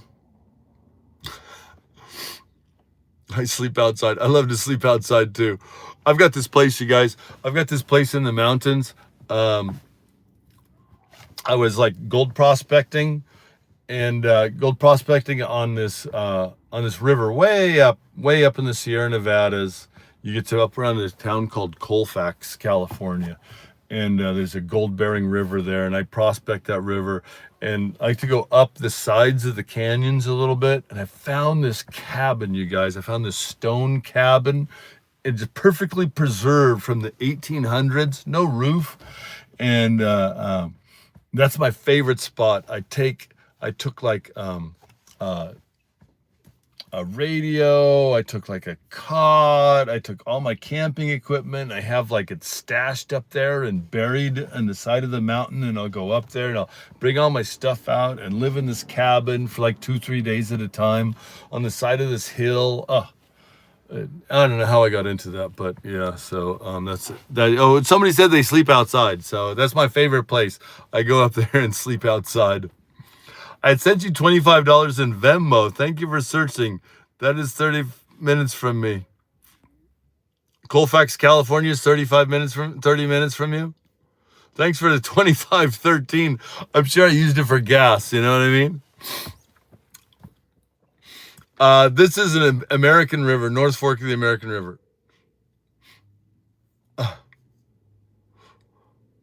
I think you should try out for Survivor. Yeah, I mentioned that. I want to try out for Survivor. I think I'll try that. You know, I got to put it, I think maybe like a couple of clips of my searching out here as part of my audition tape might pay off. And then, yeah, Survivor would be awesome. Do they still have it where the fans vote? I wonder. I get the whole chat to vote. What's that show where the fans vote? We get the chat to vote for me. Are you going back is the question. Question. Are you going back? So, am I going back? If there was a break in the case, if they had a car, a direction of travel, a good suspect description, a region that they think she's in, I would go back in a heartbeat. I'd go back. I'd load up the bike right now, and I'd be driving we'd be having this conversation on Highway 40 on the way to Tucson, without question. Am I going back? I think I will. I hope to go back. When, I'm not sure. I'm gonna have to look at things. You know, I have this whole life here I have to take care of. And then, you know, I'm not going to commit to anything. I would like to go back next week, but I'm not going to commit to anything. I'd have to clear that with everybody here. So, but all my family, they totally support. If I told them, hey, I'm going to go back, they'd say, that's fine, go ahead. So there's nobody holding me back, you guys. Yeah, busy man. I like to stay busy. So, Tucson in Arizona. I'll put in for Survivor. It is vast, but it looks vast. Okay, the Arizona desert. Tucson is here, surrounded by this big desert. Okay, Jim on Naked and Afraid. That's funny. Tucson, but if you look at the map, there's a finite number of roads that go out of and then other things, you guys. Someone was telling me search 10 from Tucson to Phoenix, and as I was driving out, I was looking at the 10, and the 10, she's not next to the 10 because it's just too busy, you know. That would just be so risky to try to take a dead body out of out on the side of the road there. But the frontage road and the railroad tracks that come, there's a lot of stash areas. Maybe you find the backpack there. Maybe you find something. I wouldn't mind searching next to the 10 in between Tucson and Phoenix. Get on the motorcycle. So yeah, so I don't know how I got on that, but anyway, yeah, that's another good spot. It's just like crevice bedrock was where some good gold was. Yeah. So yeah, we talk about gold mining. I'm from the era back in the day. We used to actually be able to dredge in California. You have an underwater suction dredge, and we'd be like diving under the water, and it's like an underwater vacuum cleaner, and just like we could live on the river back then, just like stay on the river. There was freedom back then, you guys. Back in the early '80s and the '70s, you know. You could build a bonfire on the beach and be on the beach, and you build a bonfire and everybody clean up after themselves, and it was cool. Now you go to the beach, you build a bonfire, you have a police helicopter over you, and then no fires allowed, and you can't be on the beach after 10 o'clock at night, and there's no dredging for gold in California anymore. So yeah, I'm glad it was the era when you could do all that sort of stuff. Yeah, things were much different. 70s and the 80s were the best. Man, the best music, the best freedom, the best cars. Come on. Amen. Yeah, there you go. Arizona Desert Walker.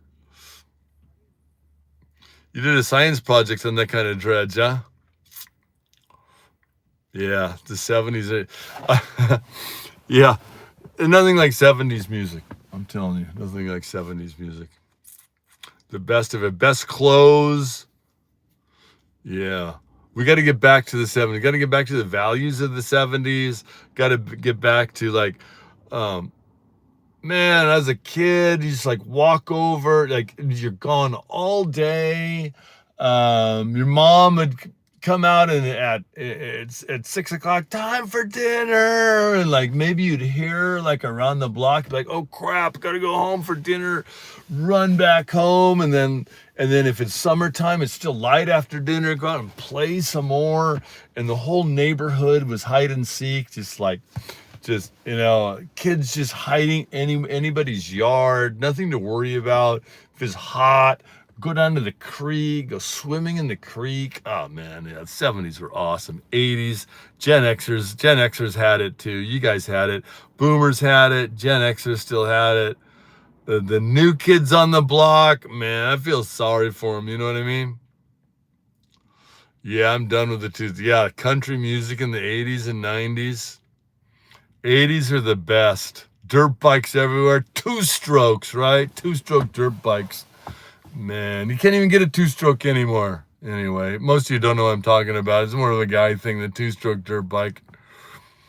Yeah, boomers rock, man. Three-wheelers, yeah, they're banned now. Yeah, you go home when the streetlights go on, right? Or you play under the streetlight all night. Yeah. It's funny, like people like I got Cheyenne says, the Cheyenne Good Life is born in 2002, but still listen to 80s and 90s country. That's a classy person, man. You're young, but good music. Yeah, that was back when the good music was played.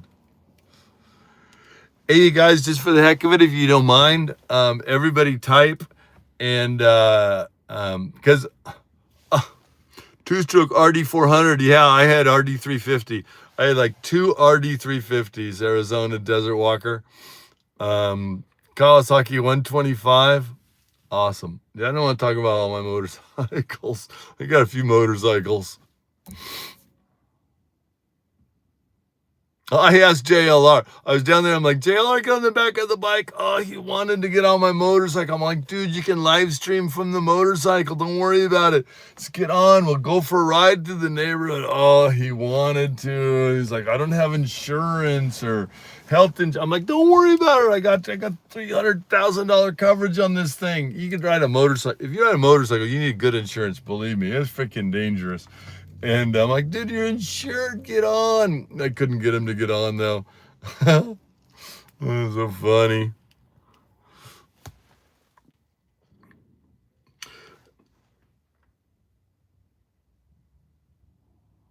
You think she's in a missile silo? I don't know, man. He was scared. He was scared. I don't know. I don't know if you put Nancy in a missile silo. I don't know if you're putting that as a possible possible location, but it seems it's possible, I guess. But I think it's something much more simple. Oh, what does everyone type? Okay, everyone get ready to type.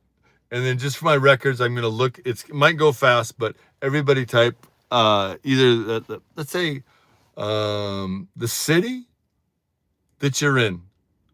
City. Or nearest big city that I'll recognize, okay? Type the nearest big city I can recognize. If you don't mind. If it's too long, you can just type your state. Fort Myers. Toronto. Nashville, Citrus Heights, Spokane, awesome. Orlando, San Francisco, Pittsburgh, New York, Miami, Livermore, home of Harley. I don't know what that is. Kentucky, Orlando, Huntsville, Alabama, Orange County, OC, love it. Louisville, Milwaukee. It's beautiful, man. Love you guys. That's awesome. Yeah, that's awesome, you guys. United Kingdom, Fresno, awesome, man. Palm Beach, man, I wish I was in Palm Beach. You lucky. Man, I love Florida. It's so nice down there. Okay, let's get back. How many volunteers did you see out searching besides what they did today? Because it didn't seem like that many. You know, I saw a few people in the neighborhood that I didn't know that were just like, they looked to me like concerned citizens. So I saw a few people in cars, and they were like concerned citizens. Some of them, they weren't really getting out of the car. They were driving slowly, and I see them looking, and they were sort of unsure on how to search, but they were definitely out sort of searching and concerned. And then I saw a couple of like guys who looked pretty tough. They had like beard on, and they were like, they drive up to an empty house, and they would get out of their car and then walk around the back and take a look and then drive up to the next empty house. And they were pretty impressive, the way they were doing it. But they were doing it sort of that in her neighborhood, like right around in her neighborhood. And so like around in her neighborhood, people searched some of the abandoned houses like 2 and 3 times, honest to God.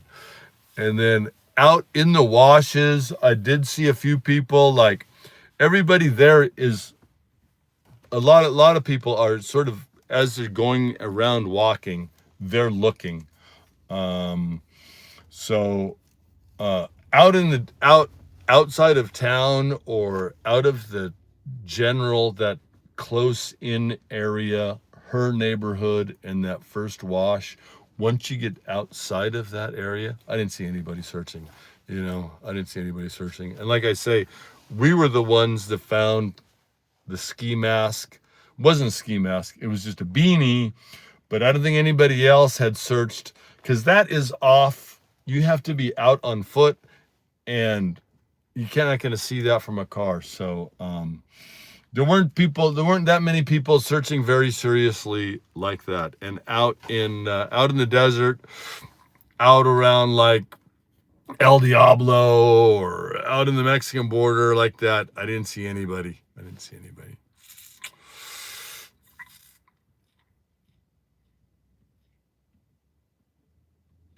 See you later, Benner 11111. Streamscape, I love it. The retired FBI agent Brian interviewed today or last had an interesting take on why somebody took her. Okay. Look, you type that in. Somebody had an interesting take, but you're leaving me hanging. I don't know what that interesting take is. Unfortunately, I haven't seen Brian's latest show.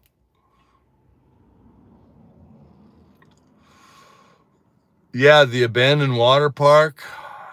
There's so much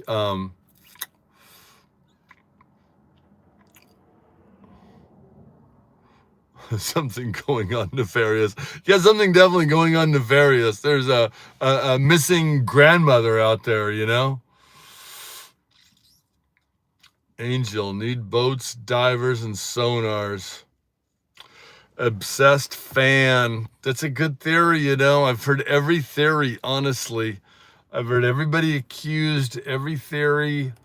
You know, the obsessed fan theory is good, but I would think they may have run that down. Like maybe if someone was sending letters to her and notes and trying to get her attention, maybe she'd, give that information to the FBI. That's the sort of stuff that they can really run down. They can find these people electronically.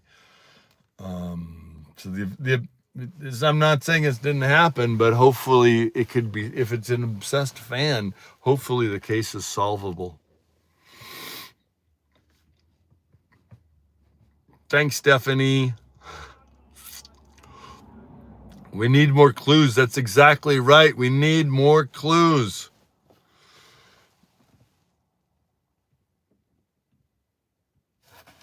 It doesn't seem like they're searching. I don't know, man. I think I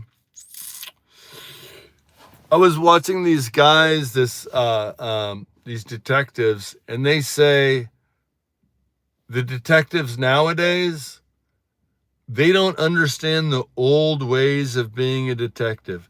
They don't get out on the street. They're not talking to the people.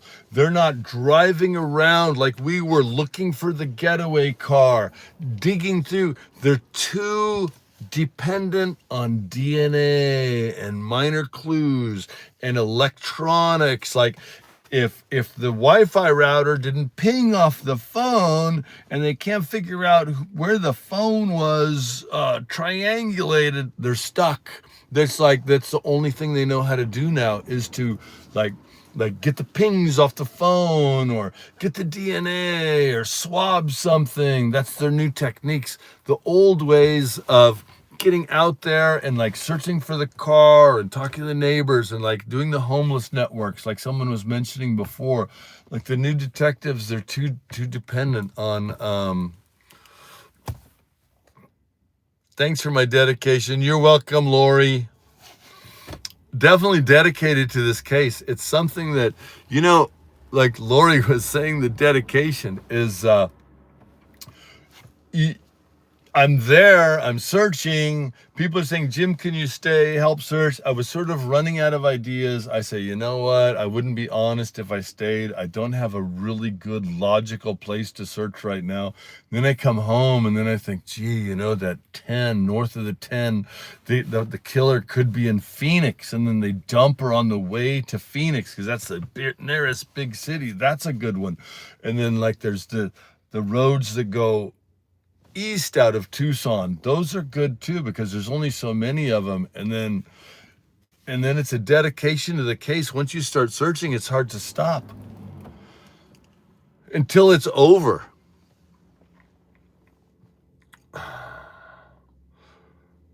You're welcome, Kath. Come back. There's so much more to do. Thank you, Pink. I'm glad that you think that I have something to offer, honestly. I'm glad you guys think I have something to offer. There's a lot of nothing between Tucson and Phoenix. You're absolutely right. In between Tucson and Phoenix is good hiding areas. I still want to find that backpack. Do you think they threw it in a dumpster? If they didn't throw it in a dumpster, it still could be under a bush somewhere, I searched really hard for that, you guys. I went when I heard they found the bloody gloves, and then they haven't even really said, are those bloody gloves related? The two black gloves found by the concerned citizens. Some people say no. Some people say yes. Some people say they haven't released the information. And then I says, okay, that they're found on Campbell Avenue. Let's search Campbell Avenue. I went from Nancy's house all the way down through the brush, crawling through the brush, searching every bit of trash, everything we could find, all the way down into town. Searched that so thoroughly. I don't know anybody else that searched that so thoroughly. I'm really pretty proud of our work we did together, honestly. I don't know where I was going with that, but was that based off that we need more clues? Sorry, guys, it's getting late. They're very smart, methodical.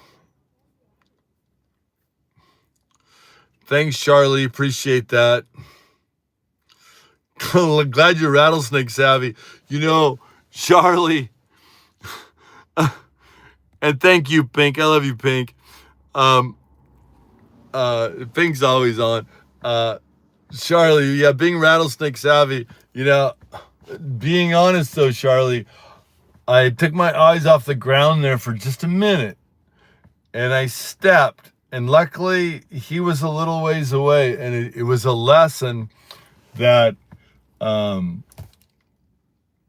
don't take your eyes off the ground for a minute, because this is like I keep track of rattlesnakes I run across. Last year was like 6, I think. The year before that was maybe 5. And almost always I see them first before they see me. And a lot of times they'll be on a trail, and then I'll like clear them off of the trail, get a stick, clear them off the trail. But this one, he shook at me before I saw him, and which is never a good thing. But rattlesnakes, typically they don't bite you. Where most people get bit by rattlesnakes is they reach like over a log or something, and they grab, and then there's a snake right there, and they'll get bit on the hand because the hand's right there, or they'll be lifting something up and they disturb them and they get bit on the hands or the arms.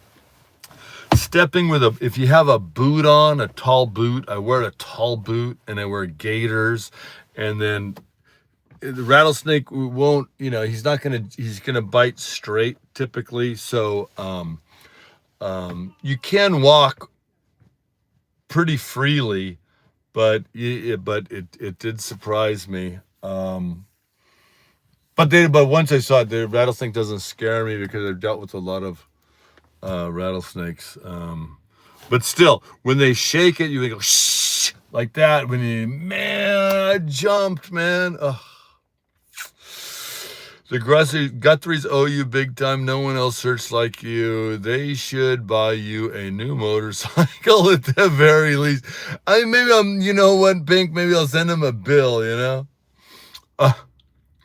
But honestly, I don't need any more motorcycles. Honestly. Church to church, people. Yeah. We were looking for Nancy. I wish I was looking for Nancy right now, honestly. I mean, when you're out there, Michael says Jim is the only one really looking for Nancy. When you're out there looking and then you're really searching, you really feel like you have a sense of purpose. It's like you come home and you're mowing the grass, or you're feeding the dogs, or washing some dishes. There's no purpose in that. You know what I mean? It's like you're out there and you're searching and you're hunting. You're like, man, I'm going to find this lady. I'm going to solve this case.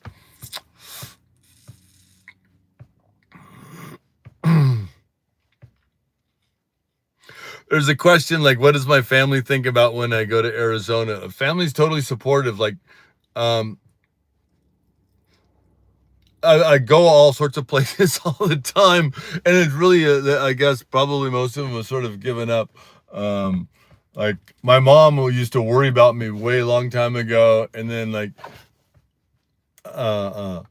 and she just gave up. It's like, oh, he comes back every time. I'm not even gonna worry about it. He knows what he's doing. So, they're supportive of searching in Arizona, but. Also, yeah, anyway, there's a lot of things I have to do too, so I just can't leave forever. Yeah, they accept me.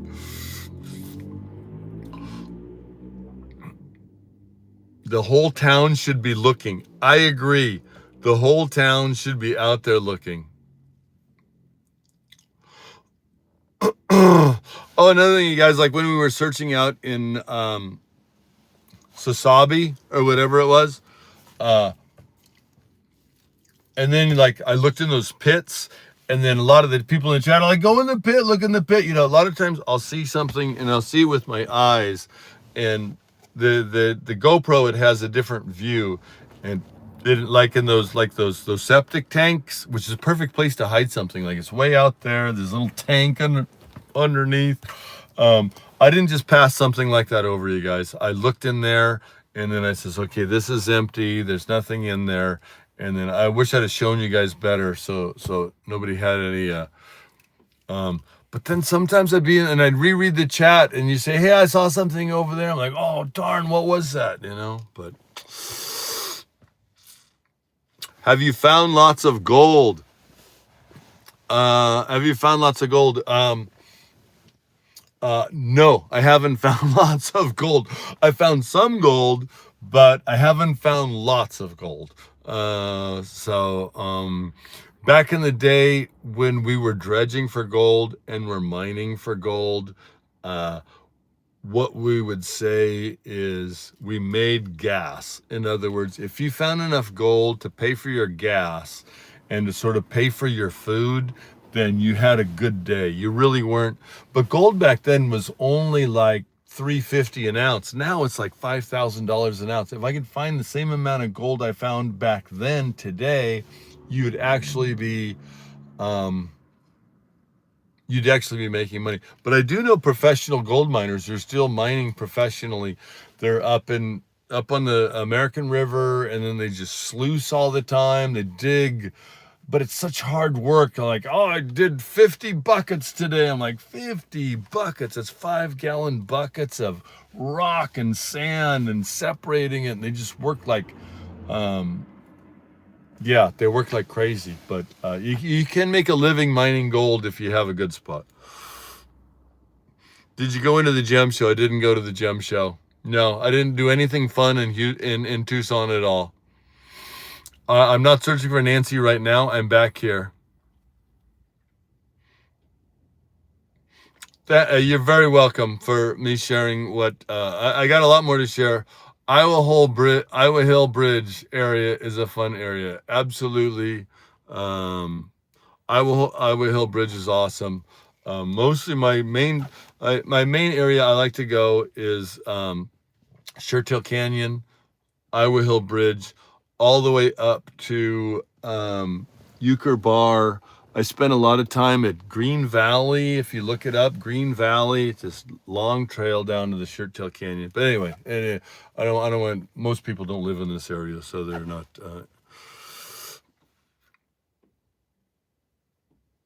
Do I want to buy some raw sapphire? No, thank you. I have.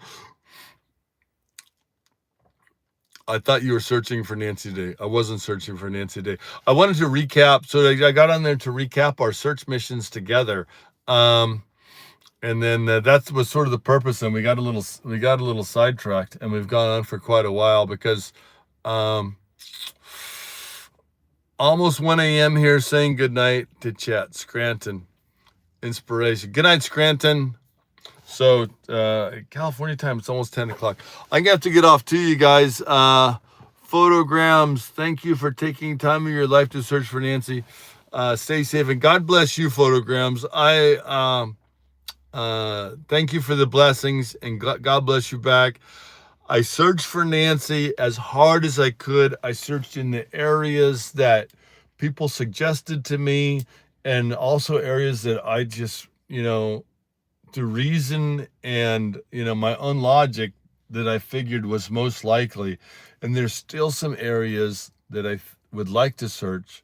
So we'll see. Hopefully I can get back and then search for Nancy again, man. And then also, like, if something like this happens again, you guys, I want to be on it this time. I think this is something we can all do together. You guys can like give me some motivation and support, and then I can and then I can get out there and then like be some of your eyes and ears and be the wheels on the motorcycle. The motorcycle, I think, is really key. The motorcycle, the GoPro, the chat, sort of watching out. Um, yeah, so I think we can all do that together. So if there's a case, something happens, feel free to send me an email. I don't have it in this description of this because I just did this really quick, but you can go to my main page and send me an email about something that you think maybe we could be interested in together in trying to solve, and then I'll definitely look into it. You know, I can travel just about anywhere. One voice for you. See you soon. All right, see you soon, One Voice.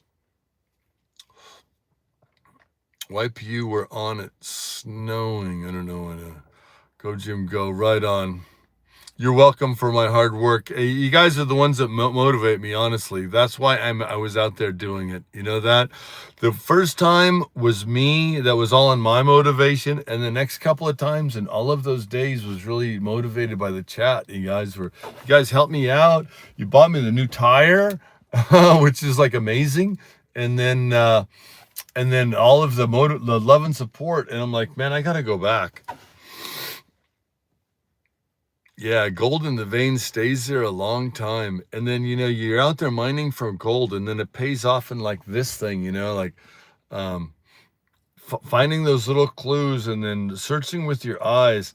Well, I've done so much metal detecting and digging in my lifetime that I got where I would like be digging a hole when I'd be looking for coins in parks, or I did all sorts of things. Look for coins in parks. I treasure hunted in Europe and in different countries. And but when I was a kid, when I was starting, like 10 years old, I'd search for coins in parks all the time. And I got where I could see like just the rim of a coin, just the slightest when in the dirt. And you'd see just the slightest rim, you'd know, like, oh, there it is, like that. And then after a while, you could just like see these things. But that's just, you know, other people do other things, and then they develop skills in their hobbies as well. So that's just, I don't know how I got onto that, but somebody talking about gold in the veins.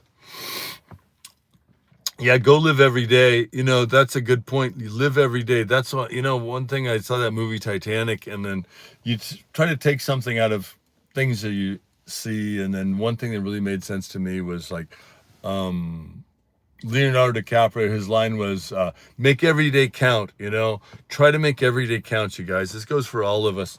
You know, you don't want to spend the day sitting on the couch, not accomplishing anything. At least make every day count for something. Like every day, like start your workout or read a book or you know, try to do some good out there in the world. And then yeah, that's I don't do that every day myself. I wish I did, but that's the goal, is to make every day count. And then like Tony Robbins, I went to a Tony Robbins thing, and Tony Robbins says, be a force for good. And then that stuck too, like make every day count and be a force for good. So try to be like a force for good, you know, help people and whatever. So I don't know, that's sort of my philosophy. Yeah, do some good, be a force for good. Work on my music, you know, working on music. I wish I was musical like Julie. I wish I was musical like Julie. You know what? I should really, like, I was thinking like next winter, try to learn an instrument. I think that would be a great idea. Take care of your grandbaby and your kitties, okay? You like love Tony Robinson, yeah. You know, my job sent us to a Tony Robinson thing. And then it was when he was just doing the motivational. He wasn't really into like the whole program and the fire walking and yeah. You guys want to hear my Tony Robinson story? I got a Tony Robinson story for you. I got a good Tony Robbins story.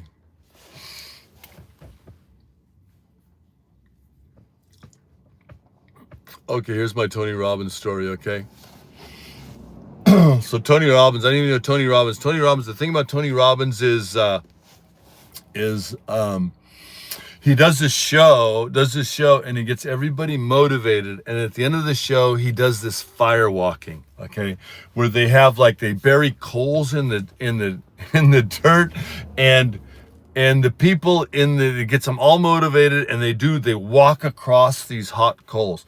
Well, Tony Robbins did that in my town, and they were going to have this fire walking in my town, and I was involved in the event in a little way, in that I was supposed to monitor this event, and they did the fire walking, and something went wrong, you guys, with the fire walking, and they sent the people across the fire, and I don't know if the fire was too hot, or I don't know if the people weren't fully motivated, but people started to get injured, you guys.